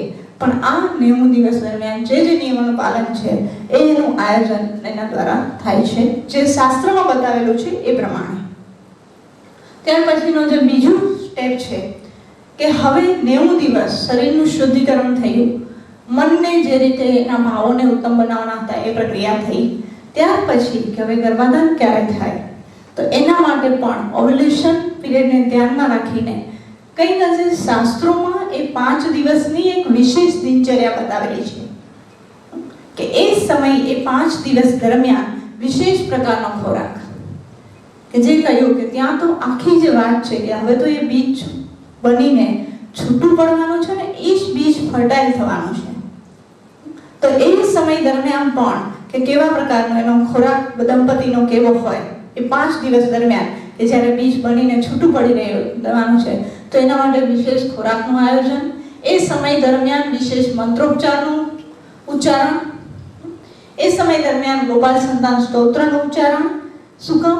એ સ્તોત્ર કે જેને આપણા ઇતિહાસમાં એ સ્તોત્રનું એવું વર્ણન છે કે એ ગોપાલ સંતાન સ્તોત્ર જે દેવકીએ કૃષ્ણને લાવવા માટે જે સંકલ્પો કર્યા હતા, એ સંકલ્પો જે છે એ 108 મંત્રોચ્ચાર રૂપે એમાં આપેલા છે કે એનું ઉચ્ચારણ એ દંપતી દ્વારા ત્યારે થાય કે એમાં શરીરની ગુણવત્તાઓ પણ બતાવેલી છે, આવનાર બાળક માટે મનની ગુણવત્તા પણ બતાવેલી છે, આવનાર બાળક માટેનો આત્મા કેવો લાવવો એ પણ ત્યાં આહ્વાનો એમાં બતાવેલા છે. તો એ દરમિયાન એનું આખું ચેન્ટિંગનું આયોજન કે એ સમયે એ થાય, અને એ સમય દરમિયાનની તિથિ, નક્ષત્ર એનું આયોજન કરી અને એ દિવસે એક આપણી સંસ્કારની વિધિ, યજ્ઞની વિધિ હોય. અહીંયા એ પણ વૈજ્ઞાનિક રીતે હોય, ફક્ત એ કોઈ ક્રિયાકાંડ કે વિધિ સ્વરૂપે નથી, એ પણ આખી વૈજ્ઞાનિક રીતે કે ત્યારે આખો યજ્ઞ એટલે શું? યજ્ઞ એટલે આખું એક એવી પ્રકારની વિશેષ પ્રક્રિયા કે જેમાં યંત્ર, મંત્ર અને તંત્ર ત્રણેયનું આયોજન થાય, કે એમાં કયા પ્રકારની સમિધ હોય, તેમાં એના માટેની સમિધ કે જેનું ફ્યુમિગેશન કે જે સમિધનો અસર એ પ્રજનન તંત્ર ઉપર થવાની છે, એ બીજ પર થવાની છે, એ પ્રકારની સમિધ હોય. એવા પ્રકારના મંત્રો કે જે મેં આગળ વાત કરી કે આપણે 5 ફેક્ટરોને તો આપણે જેવા ઈચ્છીએ એવા લાવી શકીએ છીએ, પણ આત્મજ ભાવ ઉપર આપણે કંઈ કરી નથી શકવાના, પણ એને સારો લાવી કેમ શકાય તો એ પ્રક્રિયા અહીંયા થશે. તો એ આત્મજ ભાવ એ કેમ ગર્ભમાં સારો આવે એના માટેના આહ્વાન, જે વેદોએ, સૂક્તોએ જે મંત્રો એના માટે બતાવેલા છે સારી આત્માના આહ્વાન માટે, એ મંત્રોના સંકલ્પ સ્વરૂપે ત્યાં આહુતિ અપાય. તો આ રીતે આખું, અને તંત્ર એટલે તિથિ નક્ષત્રનું આયોજન થાય. એટલે આ આયોજન સાથે આ પ્રક્રિયા જે છે એ દંપતીને ત્યારે કરવામાં આવે છે. આના પછી નેક્સ્ટ લાઈન, આખી જે વાત છે દેહ શુદ્ધિ ઈ કોષને કેમ અસર કરશે, અને ત્યારે જે વાત કરી રહી છું ગર્ભાધાનની, કે ત્યારે ખરેખર એનો સંકલ્પ કેવો હોય. બહુ વૈજ્ઞાનિક વાત છે કે ત્યારે દંપતીનું મન કઈ તરફ જઈ રહ્યું છે, એનો સંકલ્પ કેવો છે, એની બહુ અસર આવનાર જનરેશન પર પડે છે. શાસ્ત્ર આપણે આના માટે પણ માર્ગદર્શન આપે છે. આ તમારી સામે જે શ્લોક દેખાય છે, અહિરસી આયુરસી સર્વત પ્રતિષ્ઠાસી, આ શ્લોકનો અર્થ આચાર્ય ચરકે સારે સ્થાનમાં લખેલો આ શ્લોક છે કે અહીંયા સંકલ્પ બતાવેલો છે કે મારી આવનારી, આનો અર્થ એવો છે કે મારી આવનારી જનરેશન એ આયુષ્યવાન, પ્રતિષ્ઠાવાન, બ્રહ્માંડમાં જે કંઈ પણ સારા તત્વ છે એ લઈને આવે. તો આજે કદાચ પ્રશ્ન કરું તો કદાચ આપણે વિચારે આના માટે ટૂંકો પડે, ક્યાંક આપણે પ્રોફેશન ઉપર આવીને રોકાઈ જઈએ કે થાય, પણ કેવા હોવા જોઈએ સંકલ્પ. આની વાત પણ આપણને શાસ્ત્ર બતાવે છે કે આ જે વાત છે કે તત્કાલીન સમયનો સંકલ્પ કેવો હોય અને એ સંકલ્પ સાથે એ થાય તો એની અસર આવનાર બાળક ઉપર જોવા મળે. Next please. નેક્સ્ટ ત્રીજી જે વાત છે હવે છે સગર્ભાવસ્થા, કે ત્યારે કઈ રીતે, તો એનું કદાચ પ્રેક્ટિકલી આયોજન કરું તો એને 4 ભાગમાં વિભાજિત કરી શકાય. આહાર, વિહાર, રક્ષાકર્મ અને સદવૃત, આ 4 ભાગોમાં એમને પ્રેક્ટિકલી વિભાજિત કરવામાં આવે છે. આનું આખું વર્ણન જે છે આયુર્વેદ સંહિતામાં જે રીતે બતાવેલું છે એ રીતે. નેક્સ્ટ બીજી વાત કે આપણું શરીર જે છે એ 5 ભૌતિક છે. આપણે બધા જાણીએ છીએ કે એને 5 પંચમહાભૂત દ્વારા આપણા શરીરની ઉત્પત્તિ થાય. તો આ તત્વ જે 5 તત્વ છે, જ્યારે શરીર હજી એની શરૂઆત થઈ રહી છે ત્યારે સૂક્ષ્મ સ્વરૂપે વિચાર કરીએ તો આ 5 તત્વોમાંથી કયું તત્વ ક્યારે કેટલી માત્રામાં કઈ ગુણવત્તામાં જોશે એના આધારે આખું 9 માસની દિનચર્યાનું આયોજન. તો આ 5 તત્વોને મૂળભૂત તત્વ ગણીને આખા એની જે 9 માસમાં કયા કયા તત્વ ક્યારે જોઈશે એનું આયોજન એ રીતે કરવામાં આવે છે. નેક્સ્ટ કે વિશેષ આયોજન. આહારનું આયોજન કઈ રીતે, તો ક્યારે ક્યારે કયો કયો આહાર જોઈએ, કે જે વાત કે જે વિકાસની શરૂઆત થતી હોય ત્યારે એને કયા પ્રકારનો આહાર જોઈએ. પહેલો મહિનો છે, હજી એક કોષ બન્યો છે, એ કોષમાંથી જે સતત વૃદ્ધિની પ્રક્રિયા થવાની છે ત્યારે તો આપણા 6 રસોમાંથી એને ત્યારે મધુર રસ જોઈએ. તો એ જો એને ત્યારે મળી રહે એ પણ કેવું જોઈએ, જેની તાસીર ઠંડી હોવી જોઈએ. આમાં ફક્ત કેલરી નહીં ચાલે, આમાં ફક્ત આજની ડાયટેટિશિયન કહેવાતા ડાયટેટિશિયનનું નોલેજ આમાં નહીં ચાલે. એના માટે કયા પ્રકારનો રસ, કયા પ્રકારની તાસીર હોવી જોઈએ કે જે ગર્ભની વૃદ્ધિ કરવામાં મદદ કરે એ પ્રકારનું આખું આહારનું આયોજન. એના માટે કયા તત્વો છે, તો એને તાસીર ઠંડી, એને દૂધ મળવું જોઈએ, ગાયનું દૂધ મળવું જોઈએ, એને મગનું પાણી મળવું જોઈએ, એને નાળિયેર પાણી મળવું જોઈએ, કે જે મધુર છે, જેનું તાસીર ઠંડી છે, આ ત્યારે મળે તો ગર્ભના વિકાસને બહુ સરળતાથી શરૂ થઈ શકશે. બીજો મહિનો કે વિકાસની પ્રક્રિયા હવે વધારે જ્યારે ફાસ્ટ બનશે, એની જ્યારે ઝડપ વધશે ત્યારે હવે ફક્ત પ્રવાહીથી નહીં ચાલે. હવે જે આહાર છે એ સેમી સોલિડ જોઈશે. એને ત્યારે શું મળવું જોઈએ, હજુ મધુર રસ જ, પણ એનું સ્વરૂપ બદલાય ત્યારે એને જોઈએ, ત્યારે એને ખીર જોઈએ, ત્યારે એને ખીચડી દૂધ જોઈએ, ત્યારે એને અલગ અલગ પ્રકારની દૂધની આઈટમ એવી જોઈએ કે જેનો રસ મધુર છે પણ એનું સ્વરૂપ છે એ વધારે હોય. ત્યારે એને દૂધીની ખીર જોશે, ત્યારે એને સામાન્ય દૂધ જોશે. જે મધુર છે, શીતવીર્ય છે, એવી વસ્તુ એને આપવામાં આવે જ્યારે એના વિકાસની વૃદ્ધિની પ્રક્રિયા ખૂબ સારી રીતે શક્ય બને. જેના આ ખોરાકના આયોજનથી એ માતાને થતા કોમ્પ્લિકેશન અટકાવી શકાય. જેવો પહેલો મહિનો શરૂ થાય એટલે સ્ટમક રિફ્લેક્શન, નોઝિયા, વોમિટિંગ આ બધું શરૂ થાય. પણ જો ખોરાકનું આયોજન આ રીતે કરવામાં આવે તો ગર્ભનો વિકાસ પણ ખૂબ સરસ રીતે થાય અને ને કોઈ પણ પ્રકારના રિફ્લેક્શન, નોઝિયા, વોમિટિંગ કંઈ ન થાય. ત્રીજો મહિનો છે, હવે હૃદયનો વિકાસ થશે ત્યારે હવે ફક્ત મધુર નહીં, હવે મધુર અને અમ્લ જોઈશે. તો ત્યારે કયા કયા પ્રકારના તત્વો, કે હવે એને એ પ્રકારના તત્વો કે જેમાં દાડમ છે, આમળા છે, આ પ્રકારના ફળો એને વધારશે, કે જે મગની દાળને રત્ય કહી, દૂધીને રત્ય કહી, આ પ્રકારના શાક કયા, કઠોળ કયા, એનું આયોજન જે ત્રીજા મહિના દરમિયાન થશે. ચોથો મહિનો કે જ્યારે હવે હાડકાના વિકાસની શરૂઆત થશે, હૃદયનો વિકાસ પૂર્ણ થશે ત્યારે એને શું આપવું, તો એને સવારનો પહેલો ખોરાક જે હોય એનો એ હોય ગાયના દૂધમાંથી નીકળેલું માખણ, કે જે હૃદયના વિકાસની પ્રક્રિયાને સારી રીતે પૂર્ણ કરશે. એના જે એન્ડોકાર્ડિયમ, માયોકાર્ડિયમ જે ડેવલપ થયા છે એના માટે જેને પ્રોટીન જોઈએ છે, સારી ગુણવત્તાનું છે, એ એને ગાયના માખણમાંથી મળી રહેશે. હાડકાના વિકાસની પ્રક્રિયા જે શરૂ થઈ રહી છે ત્યારે એને બપોરે દહીંમાંથી બનાવેલી અલગ અલગ આઈટમ જોઈએ. એ જો એને આપવામાં આવે તો એ હાડકાનો જે વિકાસ છે ખૂબ સારી રીતે શરૂ થશે. તો એ પ્રકારના ખોરાકનું આયોજન જે ચોથા મહિના માટે જરૂરી છે. પાંચમો મહિનો કે કે જ્યારે પંચમે મનઃ પ્રતિબુદ્ધ ભવતી કહ્યું કે હવે મનની ગુણવત્તાઓ છે જે શરીરના એનેટોમિકલ સ્ટ્રક્ચરની દ્રષ્ટિએ તો એનું બ્રેન બનશે, પણ એની માનસિક ગુણવત્તાઓનો વિકાસ પણ થશે. ત્યારે જેવું અન્ન એવું મન. અહીંયા જે વાત છે કે સત્વજ ભાવ, સાત્વિક ભાવ જે વધારેમાં વધારે ક્વોલિટીમાં ડેવલપ થઈ રહ્યા છે. જે આગળ ઉપર વાત કરી કે આહાર એ ફક્ત પોષણ માટે તો છે જ, પણ એ આહાર શરીરને પોષણ આપે છે, જ્યારે મનનું પણ ઘડતર એના દ્વારા થાય છે. ત્યારે શાસ્ત્રે એને ઉદાહરણ દ્વારા સમજાવ્યું કે ખોરાકના જેટલા સફેદ તત્વો છે, જેટલા સત્વ વધારનારા જે ખોરાક છે, જેને સાત્વિક આહાર કહી શકાય, જેની વ્યાખ્યા આગળ ઉપર આપણે સમજી. તો આવા ખોરાકનું આયોજન એ 5મા મહિના દરમિયાન થાય, જેમાં ખીર છે, દૂધ પૌવા છે, જેથી શારીરિક વિકાસની સાથે મનનો વિકાસ પણ થાય. હા, શારીરિક વિકાસની દ્રષ્ટિએ ત્યારે સ્નાયુ પણ બની રહ્યા છે. રક્ત ધાતુનો ઉપચય પણ 5મા મહિનામાં બતાવ્યો કે ત્યારે જેટલી પણ રક્ત વધારનારા તત્વો, લો તત્વો માટે જે જોઈએ છીએ એ પાંદડાવાળા શાકભાજી ત્યારે જોશે, કઠોળ જોઈશે, પણ મનનો વિકાસ પણ ત્યારે છે. જેવું અન્ન એવું મન, એ શબ્દને પણ આપણે અહીંયા યાદ કરવાની જરૂર છે. છઠ્ઠો મહિનો કે જ્યારે ષષ્ઠ બુદ્ધિ કહ્યું, વિકાસની દ્રષ્ટિએ જ્યારે વાત કરું તો વિકાસ છે એ સમયે હવે જે અસ્થિઓનો વિકાસ પૂર્ણ થશે અને શરીર પરનું જે ત્વચાનું લેયર છે એ બનશે.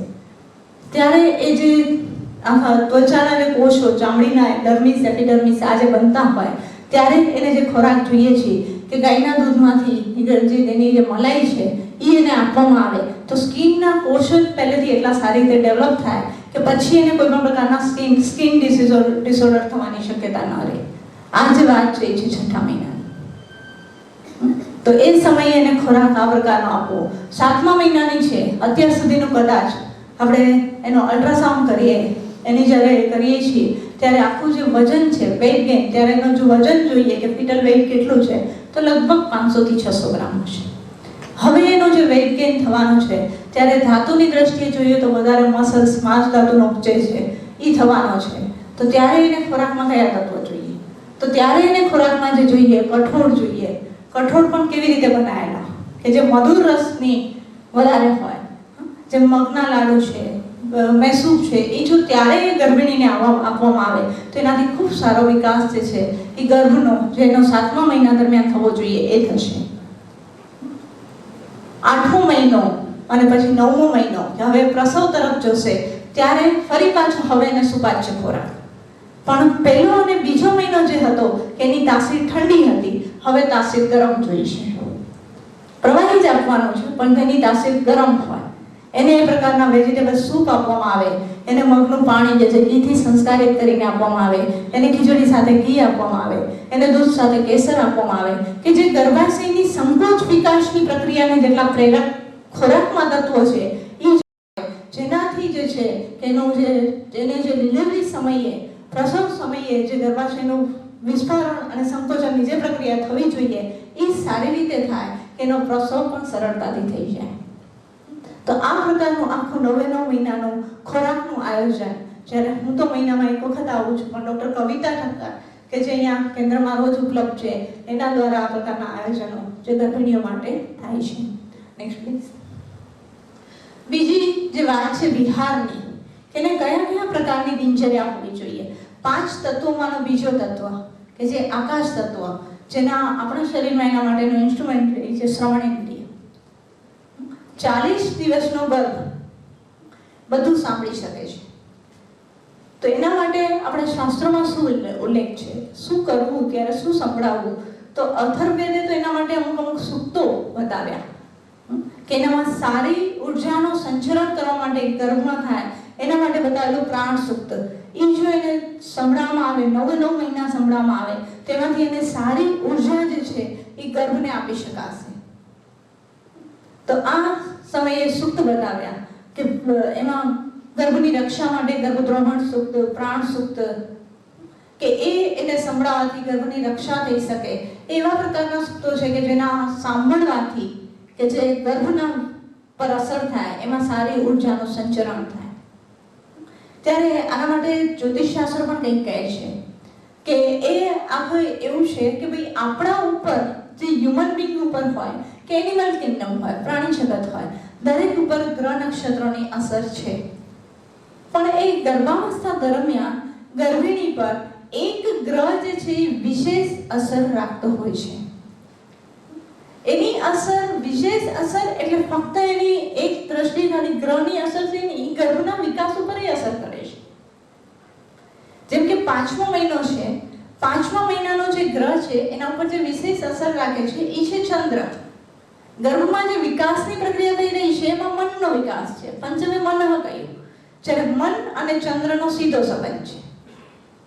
તો ત્યારે એના સ્તુતિ મંત્રો, એના શાંતિ મંત્રો જો સંભળાવવામાં આવે ગર્ભિણીને, તો એની અસર ગર્ભના જે અવયવો, અંગ અવયવો, ભાવોનો જે વિકાસ થાય છે એના પર પણ પડે છે. તો આ જે આખી વાત, જેને આ રીતે, જેને વેદોએ કહી, કે જેને આ શાસ્ત્રમાં બતાવવામાં આવી, આ જ આખી વાતોને લઈને જે એના માટેની દરેક મંથ વાઇઝની સીડી એ કેન્દ્ર દ્વારા આપવામાં આવે છે, કે જેનાથી આ જે છે કે બીજું તત્વ એની ખૂબ સારી રીતે એ ગુણવત્તામાં આપી શકાય એના માટેની વાત, કે એને શું સાંભળવું. Next please. અને એના માટેના અમુક પ્રકારના સંગીત કે જે એમને અમુક ઇન્સ્ટ્રુમેન્ટ દ્વારા, કે ક્યારે વીણા વાદન સંભળાવાય, જ્યારે મનનો વિકાસ થતો હોય ત્યારે એને વીણા વાદન સાંભળવું, કે ક્યારે કયા ઇન્સ્ટ્રુમેન્ટને સંભળાવવું જોઈએ, એને આખું ધ્યાનમાં રાખીને કે એને એક વીકમાં, સપ્તાહમાં એક દિવસ બોલાવીને આ પણ એને આપવામાં આવે છે, કે ત્યારે એને યોગ કરવામાં આવે, ત્યારે એને સંગીતનું આ પ્રકારનું લાઈવ એને આપવામાં આવે. અને એની અસર ગર્ભ પર થાય છે, એનું પણ તમને આગળ કેટલી અસર કઈ રીતે થાય છે, જેને આપણે આજની ટેકનિક દ્વારા એને નોંધ પણ લઈ શકીએ કે એની કેવી અસર છે, એનું પણ હું તમને આગળ ઉપર એક ઉદાહરણ બતાવીશ કે એનું કઈ રીતે લેવામાં આવ્યું હતું. પણ આ જે વાત છે કે 5 તત્વોમાંનો બીજો તત્વ, કે એની જે પૂર્તિ થાય, કઈ ગુણવત્તામાં થાય અને વિકાસ ઉપર કેમ અસર કરે. Next please. આ જે આખી સીડી જે છે એ જે બનાવવામાં આવી હતી. Next please. ત્રીજી જે વાત છે કે વાયુ તત્વ માટે, જેને વાયુને યંત્ર તંત્ર દ્વારા કહેવામાં આવ્યું, કે જે આપણું શરીરનો સૌથી વાઇટલ ઓર્ગન મન, આપણું માઇન્ડ, એના ઉપર નિયંત્રણ કોનું છે? તો એના ઉપર વાયુનું નિયંત્રણ છે. તો જ્યારે આવનાર બાળકની, આવનાર ગર્ભની વાત છે ત્યારે એને કેમ કરી શકાય, તો એના માટે પ્રક્રિયા કઈ, તેને કેમ રાખી શકાય, તો એના માટેની પ્રક્રિયા છે યોગ અને પ્રાણાયામ. તો એ ગર્ભાવસ્થા દરમિયાન કઈ રીતે થવા જોઈએ? આજના કહેવાતામાં કદાચ ફક્ત ફિઝિયોથેરાપી ને એક્સરસાઇઝ બનીને રહી ગઈ છે. પણ ગર્ભાવસ્થાની જ્યારે વાત કરી રહી છું ત્યારે પહેલા 3 મહિના કે જે ગર્ભિણીનું પોતાનું સ્વાસ્થ્ય જળવાય, ગર્ભનો વિકાસ શરૂ થાય, ત્યારે એને કેવી રીતે શીતલી પ્રાણાયામ કરાવાય, એનું આખું કયા પ્રાણાયામો ક્યારે કરવામાં આવે, કેવા પ્રકારના આસનો ક્યારે કરવામાં આવે, જેથી એના ગર્ભનો વિકાસ ખૂબ સારી રીતે શરૂ થાય. જ્યારે 5મો, 6મો અને 7મો મહિનો કે જ્યારે મનનો વિકાસ છે, કે જ્યારે બુદ્ધિનો વિકાસ છે, ત્યારે એને કઈ પ્રકારની યોગિક પ્રક્રિયાઓ કરાય કે જે પોતે પ્રફુલ્લિત રહે, પોતે વધારે ઉર્જાનો સંચરણ એમાં થાય કે જે ઉર્જા ગર્ભને આપી શકે, કે જેના દ્વારા એનો જે પંચકોશાત્મક વિકાસ છે એ સારી રીતે થઈ શકે. એવા કયા પ્રકારના પ્રાણાયામ એને ત્યારે કરવામાં આવે. 7મો, 8મો, 9મો મહિનો કે જ્યારે હવે પ્રસવ તરફ જશે, હવે એને એના માટેની ગર્ભાશયની માંસપેશીઓને એના માટે તૈયાર કરવાની છે, એને શિથિલીકરણ ત્યાં સારી રીતે કરી શકાય, એના માટે કયા પ્રકારની આસનો, કયા પ્રકારની એક્સરસાઇઝ ત્યારે થાય, એ ચક્કી ચાલન, એ સેતુબંધાસન, એ જો ત્યારે કરવામાં આવે તો એનાથી કઈ રીતે એ ફ્લેક્સિબિલિટી લાવી શકાય, જેના કારણે પ્રસવ ખૂબ સરળતાથી થઈ જાય. તો આ પ્રકારે દરેક મંથ વાઇઝનું યોગનું આયોજન. નેક્સ્ટ આ જે છે એ ગર્ભણીઓને જે યોગની પ્રક્રિયા જે કરવામાં આવે છે. દરેક મંથ વાઇઝનો જે મેં વાત કરી કે કેવી રીતે ગ્રહ નક્ષત્રોની ઇફેક્ટ છે, એ ઇફેક્ટને કેમ સારી લાવી શકાય, એના માટે કંઈક અંશે કલરનો રોલ પણ બતાવેલો છે, કે એના કપડાના કલર કેવા હોય કે જેના દ્વારા એ ગર્ભના વિકાસને લાવી શકાય. 5મો મહિનો છે, ઇફેક્ટ ચંદ્રની છે, ત્યારે જો સફેદ કપડાં પહેરવામાં આવે તો એનાથી ખૂબ સારી અસર ગર્ભના વિકાસ ઉપર થઈ શકે. કયા પ્રકારની ધાતુઓ ક્યારે ઉપયોગમાં લેવી, ક્યારે કયા પ્રકારની ધાતુઓ પહેરવી, ક્યારે સુવર્ણનો ઉપયોગ કરાય, ક્યારે ચાંદીનો ઉપયોગ કરાય, ક્યારે મોતીનો ઉપયોગ કરાય, કારણ કે ફક્ત એ શોખ માટે તો નથી, બાહ્ય દેખાવ માટે નથી, ત્યારે એ ગર્ભના વિકાસ માટે પણ છે કે એ ક્યારે કઈ કઈ ધાતુના ઉપયોગથી આપણે એના જે અંગ અવયવો, એના માનસિક ભાવોને પણ વિકસિત કરી શકીએ. પંચમે મનઃ, ચંદ્રનો અસર, એના માટેનો મોતીનું પહેરવામાં આવે. જ્યારે જો મોતીનો ઉપયોગ થાય તો એ જે મનનો વિકાસ છે ગર્ભમાં થઈ રહ્યો છે એ ખૂબ સારી રીતે થશે. Next please. એના માટે કયા કયા પ્રકારના સ્ક્રબ એ કયા કયા તત્વોનો ઉપયોગ કરે? આજે આપણે કોસ્મેટિકની દુનિયામાં મીડિયા એટલું છે કે આપણે ખૂબ આગળ વધી ગયા છીએ. કદાચ એના માટેનો વિષય પણ એક મોટો વિષય બની શકે, પણ ડિબેટનો વિષય છે, પણ એટલું ચોક્કસ છે કે ગર્ભાવસ્થા દરમિયાનમાં તો આનાથી દૂર રહેવાનું છે. તો એના માટે નેચરલ કયા કયા તત્વો છે કે જેનો ઉપયોગ કરવાનો, અને એનો ઉપયોગ પાછો ફક્ત શરીરની શુદ્ધિ માટે તો હોય પણ ગર્ભના વિકાસ માટે પણ હોય. જ્યારે પાંચમા મનનો કહ્યું ત્યારે એના માટે જો ચંદન ઉપયોગ કરવામાં આવે તો બેસ્ટ છે. જ્યારે છઠ્ઠો સાતમો મહિનો કીધો ત્યારે જટામાનસીનો ઉપયોગ કરવામાં આવે તો બેસ્ટ છે. જ્યારે નવમો અને 10મો મહિનો છે કે જ્યારે એને 8મો અને 9મો મહિનો કે જ્યારે પ્રસવ તરફ જવાનું છે ત્યારે શિથિલીકરણ ગર્ભાશયની માંસપેશીઓનું થાય, ત્યારે જો દસમૂળનો કાળો બનાવીને એના કરતા નાવાના પાણીમાં એડ કરી દે તો એની અસર એના શરીરને શિથિલીકરણ લાવવામાં થશે. તો આ દરેક વાત કે ક્યારે કયા તત્વો વપરાય જેનાથી ગર્ભાવસ્થામાં તો ઉપયોગ થાય પણ એને મદદરૂપ પણ બને, વિકાસ ઉપર પણ મદદરૂપ બને, પોતાના સ્વાસ્થ્યને પણ સારી રીતે સાચવી શકાય. ત્રીજો જે મુદ્દો છે કે એની રક્ષા, ગર્ભનું રક્ષણ કરવાનું છે, એનું પોતાની કઈ રીતે થાય એના માટે પરંપરા શું કહે છે. ત્યારે પહેલી આપણા 16 સંસ્કારોમાં 3 સંસ્કાર એવા છે કે જે ગર્ભાવસ્થા દરમિયાન થાય, કે જન્મ પહેલા કમ્પ્લીટ થતા હોય. પહેલો ગર્ભાધાન સંસ્કાર કે જે આપણું એક આત્માના રૂપે અવતરણ. બીજું પુંસવન, પું એટલે આત્મા, કે જે આવી છે એ પોતાની સારી ગુણવત્તાઓ સાથે વિકસિત થાય. એના માટે 1.5 થી 2.5 મહિના સુધીમાં જે પુંસવન સંસ્કારની વિધિ. ત્રીજો જે સંસ્કાર કે જે 5મા મહિનામાં જ્યારે મગજનો વિકાસ થતો હોય, કે જ્યારે બ્રેઇનનું સ્ટ્રક્ચર બની રહ્યું છે, એમાં જે અલગ અલગ જે બોન્સ છે, બ્રેઇન બને છે, સ્કલ બને છે, એના અલગ અલગ જે બોન્સ છે, ફ્રન્ટલ, ઓસિપિટલ, પેરાઇટલ, આ બોન્સના નામ છે. આની વચ્ચેની જે સંધિ છે એનું નામ છે સીમંત. જ્યારે 5મા મહિનામાં એ હજી તૈયાર થઈ રહી છે કે બોડીનું ગર્ભનો સૌથી વાઇટલ પાર્ટ બની રહ્યો છે, ત્યારે એ ગર્ભિણીને વિશેષ રક્ષાની જરૂર છે. એના માટે જે સંસ્કાર વિધિ થાય એ હતી આપણી પરંપરાઓથી થતી સીમંતોન્નયન સંસ્કાર. તો આ જે આખી વાત કે એની રક્ષા માટે, એ ગર્ભની રક્ષા માટે છે. Next please. નેક્સ્ટ. ત્યાર પછીનું જે વાત છે કે ગર્ભમાં જે માનસિક ભાવનો વિકાસ, કે એનો આજનું વિજ્ઞાન તો વિજ્ઞાન નહીં તો એ પુરવાર કરે છે કે 80% ઉપર જે મનનો વિકાસ છે એ તો ગર્ભાવસ્થામાં થઈ જાય. આપણે કદાચ બેઠા હોઈએ, આગળ પર વાત થઈ, કદાચ આપણે વિચાર કરીએ કે ભાઈ બાળક 5 વર્ષનું થશે અને આજની કહેવાતી ઇન્ટરનેશનલ સ્કૂલોમાં મોકલશું, સારું એજ્યુકેશન આપશું તો એનો વિકાસ થશે. પણ વાસ્તવિકતા તો એ છે કે બાળકનો જ્યારે 80% ઉપર મનનો જે વિકાસ છે ને એ તો ગર્ભાવસ્થામાં થઈ જાય. એનો આધાર છે એ માં શું કરી રહી છે એના ઉપર, એ શું કરી રહી છે, એ શું જોવે છે, એ શું વાંચે છે, એ શું સાંભળી રહી છે, આના ઉપર આપણો આધાર છે. એના ઉપરથી ગર્ભનો જે મનનો વિકાસ છે, જેનો સત્વજ ભાવ છે, જેનો સાત્મેજ ભાવ છે, એના આધારે ઘડાય છે. તો બહુ જરૂરી છે કે એને કયા પ્રકારનું આનું આયોજન કરવું. નેક્સ્ટ. તો એના માટે કેવા પ્રકારની પ્રવૃત્તિઓ કરવી જોઈએ, જેમાંથી આજની તમને કહેવાતી ભાષામાં સમજાવું તો અત્યારે જે સ્માર્ટનેસના પ્રકાર બતાવેલા છે અલગ અલગ, જેમાં નેચર સ્માર્ટનેસ હોય, પિક્ચર સ્માર્ટનેસ છે, મ્યુઝિક સ્માર્ટનેસ છે, કે અલગ અલગ જે સ્માર્ટનેસો બતાવેલી છે એ સ્માર્ટનેસને તમે બાળકમાં કેવી રીતે ડેવલપ કરી શકો. કે પહેલા, બીજો અને ત્રીજો મહિનો કે જ્યારે જે 5 તત્વોમાંથી જે બનવાની શરૂઆત થઈ રહી છે ત્યારે પ્રવૃત્તિઓ પણ એ 5 તત્વો સાથે જોડાયેલી કરવામાં આવે.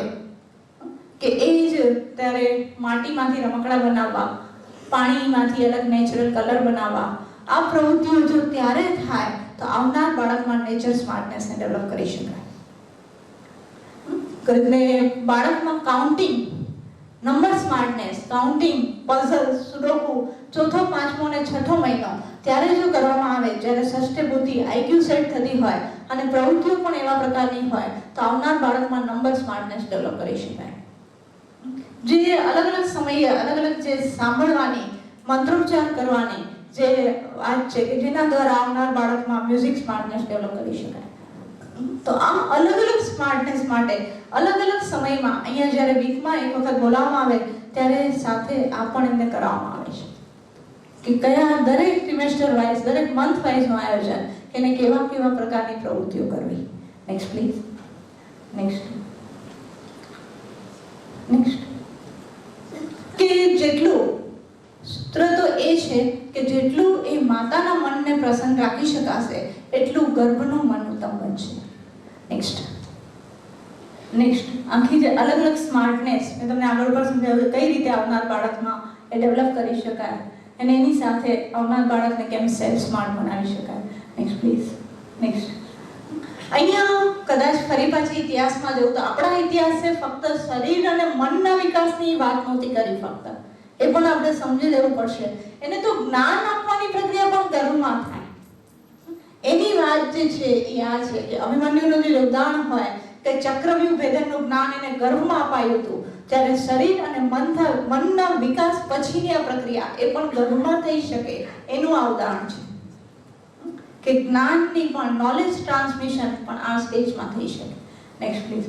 આ જે આખી વાત છે એ પ્રકારની કે અલગ અલગ પ્રવૃત્તિઓ કરીએ છીએ અને ગર્ભ પર શું અસર પડી રહી છે આજની ટેકનિકથી એ જોઈ શકાય છે. એક જામનગરની એક રિલાયન્સ ઇન્ડસ્ટ્રી છે, તમે બધા એનાથી પરિચિત છો એ નામથી. તો એમાં જે એની જે HR મૈથિલી સારથી કરીને એને 8મા મહિના દરમિયાન 11 મિનિટ સુધી એક રોક મ્યુઝિક સંભળાવ્યું અને પછી એનું 4D કલર ડોપલર સોનોગ્રાફીથી એના ફિટલ એક્સપ્રેશન જોયા કે બાળકમાં શું દેખાઈ રહ્યું છે. આ પિક્ચર તમારી સામે છે. ફરી એને 1 કલાક સુધી રેસ્ટ આપી અને જે સીડી એ રોજ સાંભળતી હતી જેના કારણે પોતાના ગર્ભનો સારી રીતે અનુભવ કરતી હતી 11 મિનિટ સુધી એ સંભળાવ્યું અને ફરી પાછું એનું ફિટલ એક્સપ્રેશન લીધું. તો આ છે કે આપણે આ ટેકનિકથી આજે જોઈ પણ શકીએ છીએ કે ગર્ભમાં આપણે જે કરી રહ્યા છીએ એ ગર્ભને શું અસર કરી રહ્યું છે. નેક્સ્ટ આ એક એક્સપેરિમેન્ટ છે પણ વાંચન પ્રક્રિયા જેનું દરેક મંથ વાઇઝ આયોજન થાય એ કેવી રીતે આપણા મનના સ્ટેટસને કેમ ચેન્જ કરી શકે અને ફિટલમાં કેમ અમુક ગુણોને કરી શકે એના માટે તમારી સામે મૂક્યું છે જેનું આયોજન દરેક મંથ વાઇઝ એથી કરવામાં આવે છે. Next please. આના જે ઓબ્ઝર્વેશન છે અત્યાર સુધી આ કામ જામનગર હોય, સુરત હોય, ગાંધીધામ હોય કે ચાલી રહ્યું છે. 476 બાળકો જેનો જન્મ થયો છે. આ બાળકો જે ગર્ભ સંસ્કાર માટે આવેલા, ફર્ટિલિટી પણ આવે છે એના આંકડા અહીંયા નથી, પણ આ 476 બાળકો કે જેમાં માતાના સ્વાસ્થ્યમાં શું ચેન્જ જોવા મળ્યો એનું પણ આખું એક ડોક્યુમેન્ટ થાય છે કે એનું વજન વધવાની પ્રક્રિયા કેવી રહી, એમાં HP લેવલ કેવું રીતે જળવાયું, એની ડિલિવરીની પ્રક્રિયા કેવી રીતે થઈ, કે એમાં બહુ એના માટે કહીશ કે મેં 79% જે નોર્મલ લેબર કે 9મા મહિનામાં ખાસ એક બસ્તીની પ્રક્રિયા છે આયુર્વેદ બતાવેલી છે એ કરવામાં આવે જેનાથી યુટેરાઇન મસલ્સની ફ્લેક્સિબિલિટીને વધારી શકાય જેના કારણે 79% નોર્મલ લેબર રેકોર્ડેડ છે. નેક્સ્ટ એમાં જે બાળકોનો ડેટા છે એમાં પણ કઈ રીતે એનું બર્થ સમયે વજન શું રહ્યું, એના વિકાસની પ્રક્રિયા કેમ થાય છે, એ બાળકોને કેટલી વખત એની 1 વર્ષની આયુ દરમિયાન એને કેટલી વખત એ બાળકો માંદા પડે છે.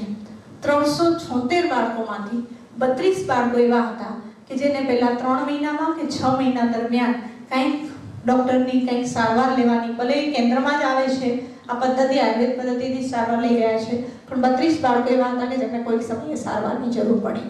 બીજા બાળકો એવા છે કે જેને પોતાના 1 વર્ષ દરમિયાન કોઈ સારવારની જરૂર નથી પડી. નેક્સ્ટ એમાંથી ઇન્ડિયન કાઉન્સિલ ઓફ મેડિકલ રિસર્ચનો જે ડાટા હોય એની સાથે એને કમ્પેર થાય છે. નેક્સ્ટ 84 બાળકો એવા છે કે જે માતા પિતાનું એક બાળક ઓલરેડી હતું અને બીજા બાળક દરમિયાન એ લોકો સારવાર માટે આવ્યા, ત્યારે એક કમ્પેરેટિવ સ્ટડીના સ્વરૂપે અમે આ એક કર્યું હતું કે બંને બાળકો વચ્ચે આમ બાળકોની માતા પિતા માટે તો કોઈ તુલનાત્મક અભ્યાસ ન હોય પણ કેન્દ્રએ એના વિજ્ઞાનને આખું માટે એ કંઈક અંશે એના ડાટા જે મૂક્યા હતા કે એમાં એ પ્રકારના એના માતા પિતાના રિવ્યૂ એવા હતા કે પહેલા બાળક દરમિયાન એને હેલ્થ માટે ખૂબ બધી તકલીફો પડી, જે બીજા બાળકમાં એને એ એક નથી થયું. પહેલા બાળકને કોઈ પણ વસ્તુને એમને શીખવવી હોય, એને ઉઠાડવાથી લઈને ઉઠાડવું, ખવડાવવું, જમાવવું, સુવડાવવું, ત્યાં સુધી એને ખૂબ પ્રયત્ન લેવા પડતા હતા દરેક એક્ટિવિટી માટે, જ્યારે બીજા બાળકમાં જાણે પહેલેથી સેટ હોય. કારણ કે એ જે ગર્ભાવસ્થા દરમિયાન જે માં જે દિનચર્યાને ફોલો કરે છે એની અસર એ બાળક ઉપર ચોક્કસ પડે છે. અને જે એ સમયે ગર્ભ સાથે એ જોડાય છે, એ વાતોથી કે ગર્ભને ઉત્તમ બનાવવાના વિચારોથી કે સંકલ્પોથી, એનું એક પરિણામ એ હતું કે બાળકને જન્મ પછી પણ એનું ટ્યુનિંગ બહુ સારું રહે છે. કોઈ પણ વાતને બહુ સરળતાથી સમજાવી શકે છે. આ જે જનરલ ઓબ્ઝર્વેશન જે છે એ આ પ્રકારના નોલેજ છે. Next please. નેક્સ્ટ. અલગ અલગ કેન્દ્રો જે ચાલી રહ્યા છે, નેક્સ્ટ, એના માટેની પુસ્તિકાઓ, સાહિત્ય પણ છે, અહીંયા પણ ઉપલબ્ધ છે. નેક્સ્ટ. નેક્સ્ટ. બસ લાસ્ટમાં એટલું જ કહીશ કે શિવાજી તો આજ પણ લાવી શકાય, પણ જો એ માતા નિશ્ચય કરે કે એને જીજા માતા બનવું છે તો શિવાજી તો આજ બી લાવી શકાય છે. અને આખરે જે પ્રકલ્પ લઈને, જે વિષય લઈને આ કેન્દ્ર કામ કરી રહ્યું છે, સમર્થ ભારત પ્રકલ્પ, ભારતને તો સમર્થ ત્યારે બનાવી શકાય કે એનું બાળકનું જ વિચારવું પડે પહેલા. કારણ કે ઉપનિષદનું વાક્ય છે કે બાલો હિ બલમ રાષ્ટ્રસ્ય, બાળક જ રાષ્ટ્રનું બળ છે. Next please. Next please. ફરી પાછા આવું એક સમર્થ ભારત પ્રકલ્પ આપની સહાયથી આપના ઘરે બની શકે એવા જ પ્રકારના એક ઉદ્દેશ્યથી, એવી જ પ્રકારની એક આશાથી મારો વિષય પૂરો કરું છું. ધન્યવાદ.